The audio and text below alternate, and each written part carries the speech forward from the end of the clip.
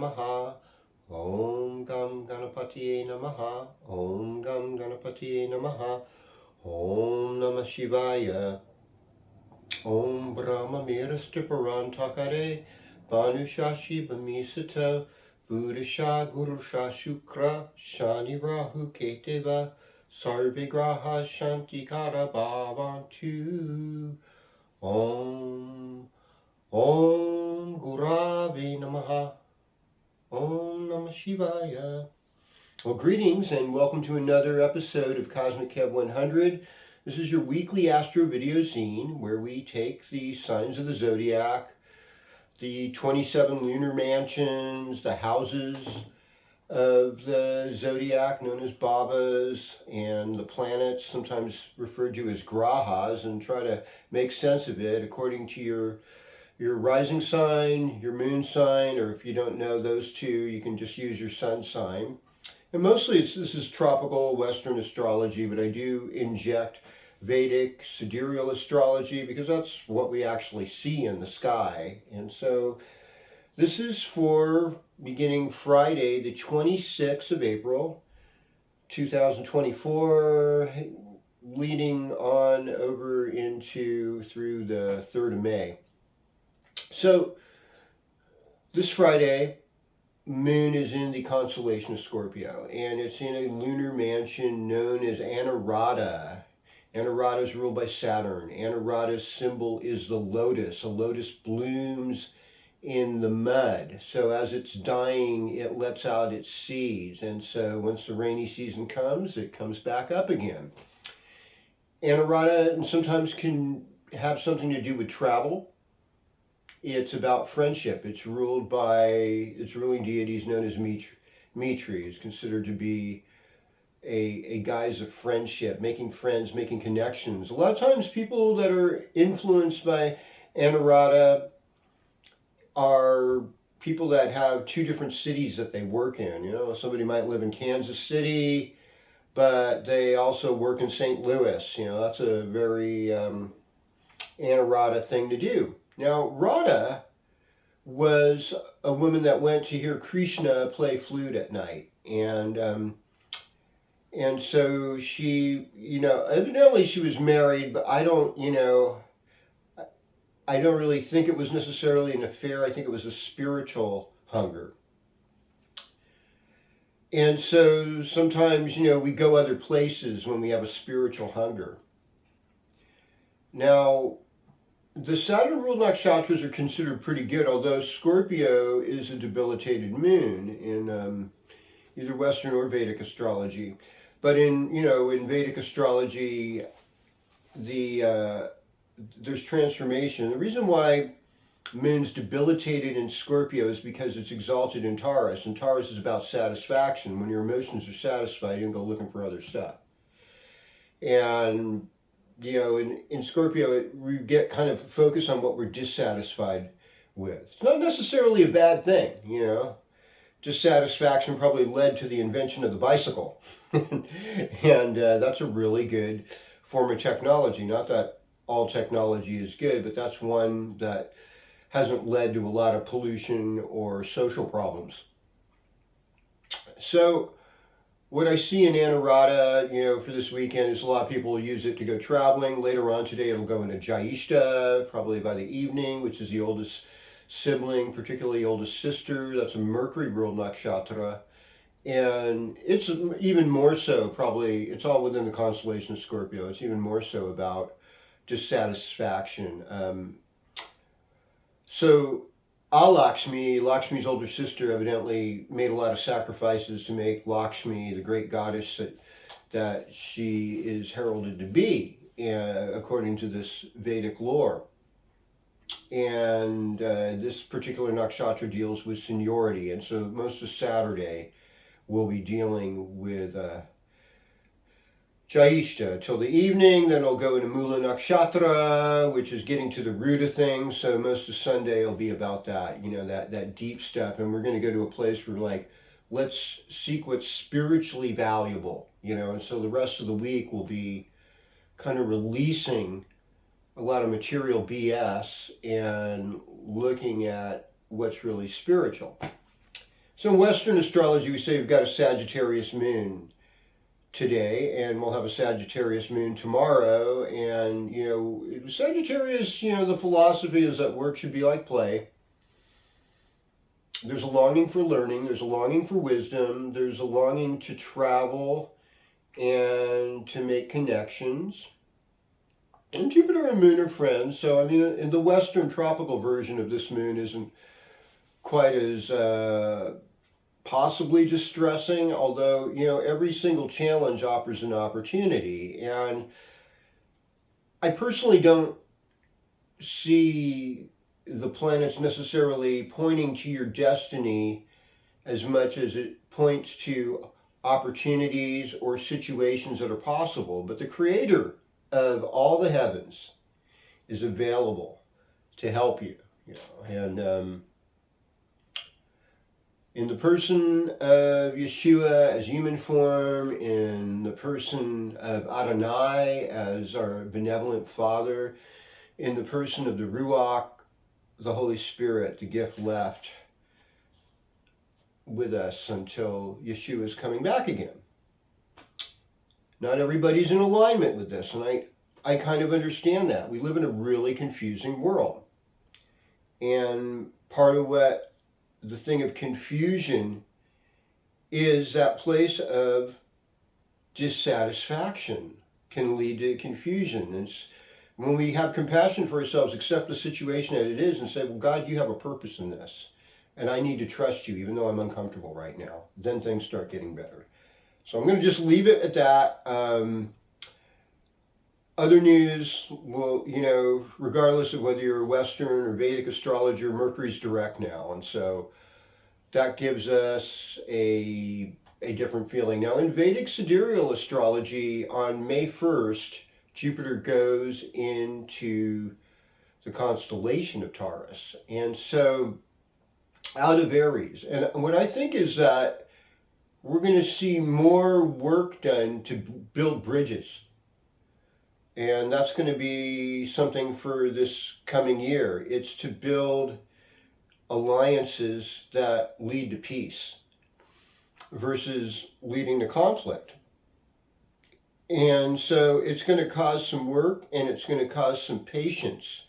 And they say Jupiter expands whatever it touches. So I think Jupiter and Taurus, there'll be good food, there'll be good gardening practices.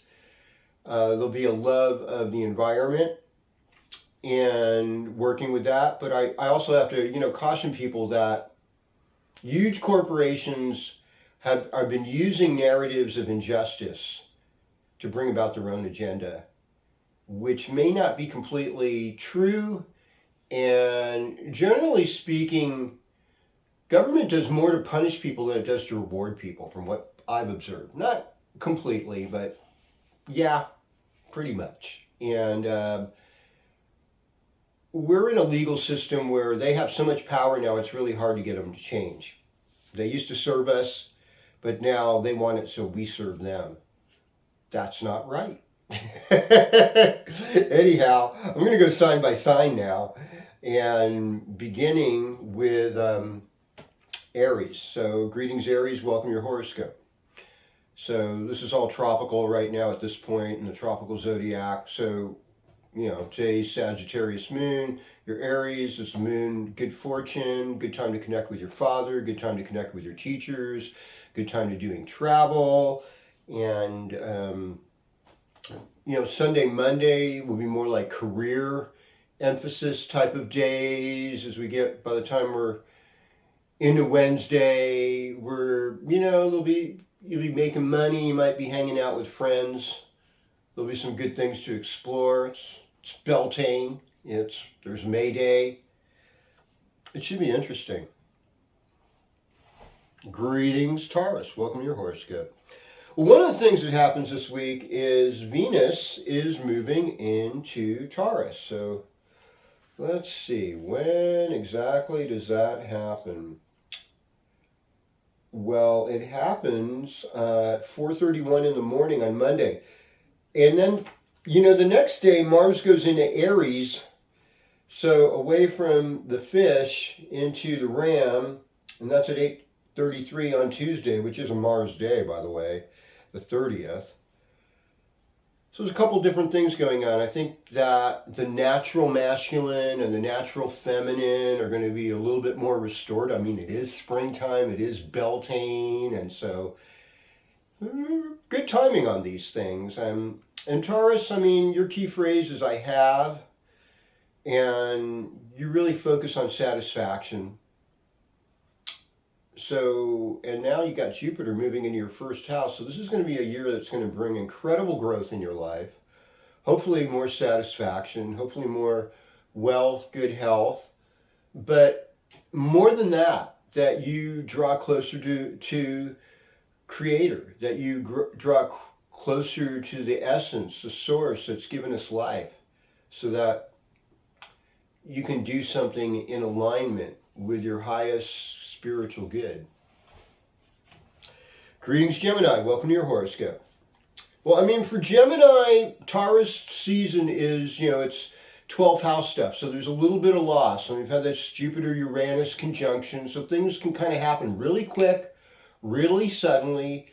And so there's things from last year that you just kind of want to say goodbye to, need to let go of. Mercury's direct, Mercury's direct, I believe in Aries in the Western zodiac. So being direct with your communication. Aries rules your 11th house, helps with money. Finances can improve. Social gatherings can be lively and they can improve as well. And this moon, for Friday, Saturday looks kind of romantic. It's in your 7th house. Sounds like fun. Greetings, Cancer. Welcome to your horoscope. Bringing it home. Bringing the mother out in all of us. The mother is the creator, incubator of children. And how do we nurture our creative process? If we have children, we want to pay attention to them. We want to help them. Taurus time, Taurus is where the moon actually gets exalted. Taurus time is the 11th house. 11th house can be financial gains. It can be planning for the future. Sometimes it can be political stuff. The politics are really dangerous because there's often a Luciferian satanic element in them that's completely selfish and deceptive and doesn't seem to help people on the ground level in the long run. They're always really good. They treat the corporations and the wealthy like they were the poorest, most vulnerable people in the world. And it's just mind-blowing to me how they do this. And some people did good things to earn their wealth. Not everybody's wealthy because it's stealing and deception and colonialism and all that kind of woke nonsense, but it's not complete nonsense. I mean, people have always been stealing from other people, and sometimes people get better at it than others. Generally speaking, empires, you go from Rome, you go even earlier, go to Babylon and Mesopotamia to Egypt, Greece, Rome, and then finally Bank of London and credit card companies, people, national debt, international monetary fund, central bank, all that kind of stuff. That's all.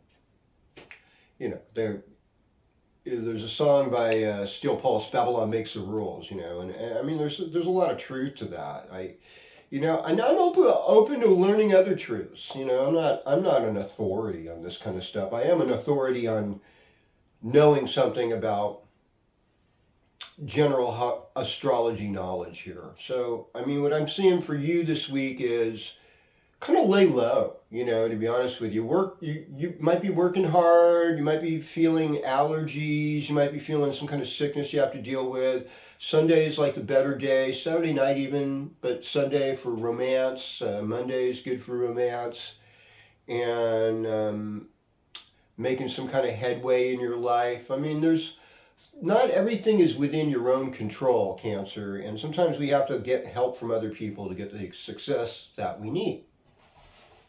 Hello, Leo. Now, Leo is definitely a sign that likes to be in control. And, I mean, it makes sense in a lot of ways because the sun's a big gravitational force. that allegedly keeps all the other grahas, planets, in line. And, the sacred masculine is in a lot of ways is identified in Leo. And it's a good father. I have a friend that uses the cardinal signs as the symbols of the seasons, but I kind of personally like to use the fixed signs because, face it, folks, midsummer, Leo, I mean, it's fire, it's hot, it only makes sense rather than springtime, which can be both hot and cold. I get it. In one way, it's the initiation of the warmth coming, but that's not what we're really seeing as much, especially if you live in a Mediterranean climate like Greece, where Western astrology came from. You're not really getting a lot of rain in the summer. It doesn't really come until the late fall, Scorpio time, ruling. So it's, there's just different ways of looking at the zodiac here.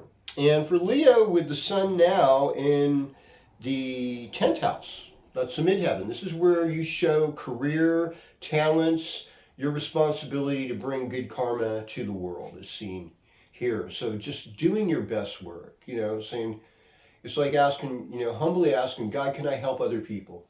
Can you give me a sign of what I should do to make this world a better place? I think that would be a safe bet to move forward. And then, you're gonna do good. And what they say is, like, if your midheaven is Taurus, the things that are good are gardening, music, artwork, and cooking.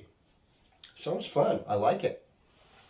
Okay, greetings, Virgo. Welcome to your horoscope. Now, as you can see, all the grahas, all the planets, for the most part, are in this one sign of the zodiac. And this side of the zodiac, symbolic of the West in your chart, is about relationships. It's about how we work with other people.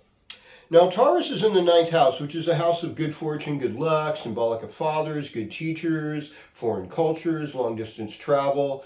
And it's really the learning house where we get things together, where we can perform better eventually. So we're taking in a lot of learning right here as Virgos.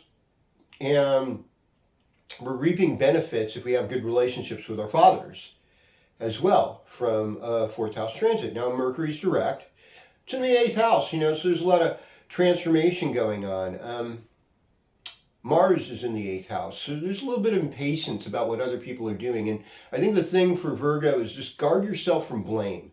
Don't blame yourself. Don't blame others. I'm not saying don't take responsibility yourself, but show a little bit of self-compassion. And if you need help from others, ask them. That's a simple solution. And I just think that may more joy and love fulfill Monday, Tuesday, Sunday. Sunday looks like a good day. Okay.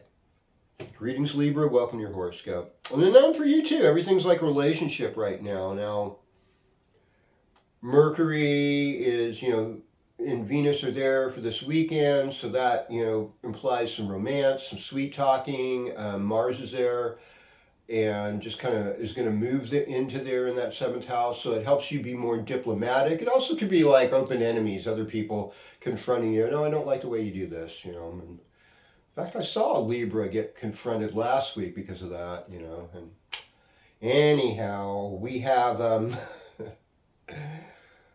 we have a time, it's another Venus ruled sign, but this Venus ruled sign is in your 8th house, which is other people's property, other people's power. It's also studies of mystical things like the occult, tarot, handwriting analysis, palm reading, astrology, perhaps, getting revelations, And it's really hard to negotiate truth in a world where there's so many distractions and so many options. But test and see, We know that when we burn ourselves with a match or a candle, that's truth. I feel the pain. Or if we touch an ice cube and our hand's getting numb, or dry ice and we get a blister, that's truth. We feel that pain. And, and when somebody expresses gratitude to us or gives us a gift, we feel some kind of joy. And that is good as well. And, it's more blessed to give than it is to receive. And I think for Libra, it's about making good karma to others, the people you love. And you don't seem to have much of a problem with that. So I think it'll be overall a good week. Just ask for help if you need it. Okay, hello Scorpio. Welcome to your horoscope. Yeah, I see so many changes right now. And I think a lot of times we never sense God or spiritual truth is because we harden our hearts to it. We think it's impossible. And we also feel like we're kind of in control of our destiny. It's kind of a cool feeling, but we are eternal beings having a human experience in the physical, which is really temporary. So how are we treating our soul? Soul goes on and on. And I really don't like dogma, I'll have to admit that. Because it leaves out the possibility of nuance and change. And I really believe that the knowledge we have of the divine is seen perfectly through nature. And nature is always changing. It changes with the seasons and it changes with conditions, and different things happen. One place is nice and beautiful, a volcano erupts, and all of a sudden there's a devastated area and there's no trees there anymore. But way down the line, that volcano and whatever happened there created all this fertile ash, and it becomes the most beautiful garden. So there's just seasons and periods where things work and things don't work. So we'll talk about Mars. Mars moving into out of Pisces into Aries this week. You've had a lot of creative ability with Saturn, Neptune in the 5th house, and you're trying to be in your heart, in your spiritual life. Now it's time to kind of serve and help others a little bit. That's part of this. I know Pluto being in Aquarius, there is this this element of transforming your living environment, your relationship with your family into something different. And God knows, I don't know how I ever got into this stuff completely. But it's okay. Looking back on it, I could see rejection from others led me to an openness to being received by others. That's deep. So, if you are wanting other people to respect you, you kind of have to accept them and not reject them. And understand where they're coming from. So, Taurus is about relationship issues, Scorpio. So, with Jupiter now and Uranus there, it's like, let's get inspiration and the sun from our relationships. Let's acknowledge what inspires us about other people. Give them compliments, give them gifts, help other people move forward. Greetings, Sagittarius. So this weekend was meant for you, Sagittarius. We're seeing your popularity rising, and we are seeing you in a place where your key phrase is I visualize. Now, Taurus season, Taurus is your 6th house. 6th house can be obstacles. 6th house can be health issues. 6th house can be getting a job with government work, service to others, helping other people, working in the medical field.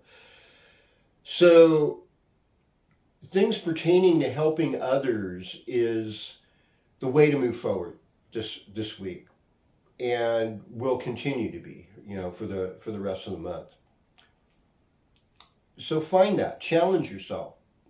A lot of you Sagittarius are accused of being opportunistic and sometimes manipulative and selfish. That's kind of mean. I think of you overall as friendly and generous too. So somehow there's got to be an integration. I have one Sagittarius person, I see this gal, and I won't mention her name, but she's always wearing a mask. She's always wearing sunglasses. It's like she's incognito. She's definitely got that Vedic Scorpio vibe about her, even though she's mostly fire and Western. She's really like a case of moksha and mystery. you know? And I sense there's some fear. You know, when we can't show ourselves, a lot of times it means we're in fear. So, greetings, Capricorn, and welcome to your horoscope. Taurus time for Capricorn. It's lovely, it's fifth house, it's heart opening, it's about your children, it's about your artwork, it's about anything that you want to give to the world. It helps you be in your heart, it helps you be more generous. Now, this whole Saturn and Pisces thing, it's like making things right with your siblings, making things right with friends you grew up with, working on maybe difficulties you're having with transportation, getting around. Are you using your hands, your arms, your lungs? Are there difficulties in those areas? Are there difficulties with your neighbors? There's some long-term things to improve. And as you make those improvements, the relationships get better. And really, Saturn and these difficulties are all opportunities. You know, there's this like verse in the Bible that says, "In my weakness, His strength is made perfect." So you're having a problem, you know, it's like the Stevie Wonder song, "Have a little rap with God." Say, "God, this is like big for me. Can you show me your presence by bringing resolve in this situation?" We don't always get resolve. I just want you to know that too. Sometimes we just have to be patient and not be mad when resolve doesn't come. Some things take time. And I think that's something that Capricorn's good at. They know about timing. You know, they know about taking time. Well. Greetings, Aquarius. Welcome to your horoscope. So, you know, Pluto in the first house. There's a lot of insights there. I remember one friend who was into astrology, and when Pluto entered into his first house, it was like a Pisces rising. So this is some time. Or no, he had to be Capricorn rising. It was, or Sagittarius rising. It was sometime way back, you know, some years ago back. And he was like, "Oh my God, Pluto's in my first house." I'm like, dude, I was born with Pluto on my ascendant. I mean, I don't get it. I'm still alive. It's not necessarily going to kill you. And, you know, the death of the body is not the death of the soul. It's not even the death of consciousness necessarily. So, I mean, if all you're working for is this physical body, and it's not a bad thing, you know, honor your body, because, you know, it's worth millions and millions and millions of dollars. You know, even though I've heard that, you know, oh, the body's only worth so much. Yeah, but talk about organ transplants and things. No, body's worth incredible amounts of money. And money is worth nothing. Okay. You know, but, you know, since Taurus is kind of like the body sign, and it's your fourth house. So it's like working with fixed assets, working with your home, where you live, working with your mother, older adults in your household. All of this comes more to light as we move in through this week. And I think the moon will be, you know, in Aquarius by the end of the week, you know, by the time we get to Wednesday, Thursday. And so there's going to be some newness, and there's going to be some freshness in this week. And really, it's holding it together in your inner life, making friends with others, and treating your family right, where we'll see the good change. All right. Well, greetings, Pisces. Welcome to your horoscope. Neptune in the first house. I mean, is it an oasis or is it a mirage? You know, we kind of don't always know. And it's okay to second guess yourself sometimes, but sometimes you gotta, this is where I think meditation and prayer come in. You know, prayer is one thing, it's like you're petitioning the Lord for things you want, but meditation is more like reflecting and being open to hearing God's voice saying, "God, I don't know what you want, but can you give me a sign, or can you give me a feeling or something that shows me where you'd like me to go in this? And I want to trust you in this walk, because you know what's best for me." And that kind of humbleness is going to take you to the best places. And anything that's not right, you know, we have to just kind of cast that out. Now, you know, what I look at astrology as cosmic weather. And, you know, I haven't heard any Christians saying weathermen are going to hell for predicting the weather and things that happen in the skies, you know. But they will say that about astrologers. And I find that really interesting. I think it's a good idea to look at a road map before you take a road trip. I mean, now that there's GPS, you can surrender your power to artificial intelligence. I don't even recommend doing that. I say get yourself a hard copy. See what's there first. Get to know it on a basic level without electronic interference.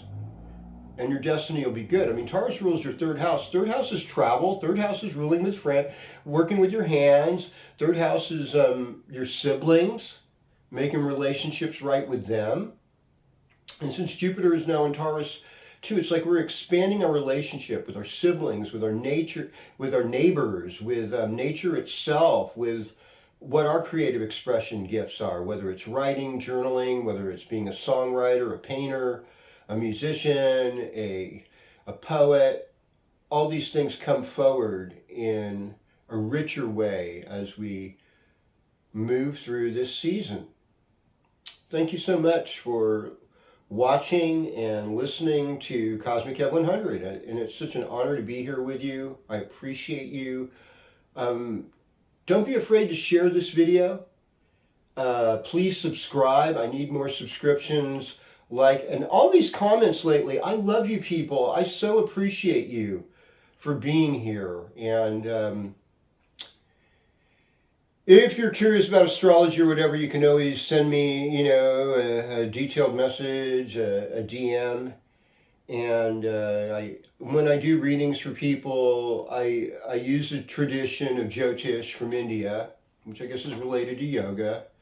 Some people say that's even demonic. I mean, it's kind of weird because the yogic religion is also about getting rid of demons. So I kind of like, or the philosophy. So it's, I wonder where we meet and where we separate ways sometimes. And I'm like I said, I'm trying to stay away from dogma. I'm hoping we can learn from each other and see our commonalities more than our distances, and create a more harmonious, accepting world of love. And I know that's possible, and I thank you for showing up. Don't forget to subscribe once again. Om Shanti Shanti Shanti Om Tat Sat.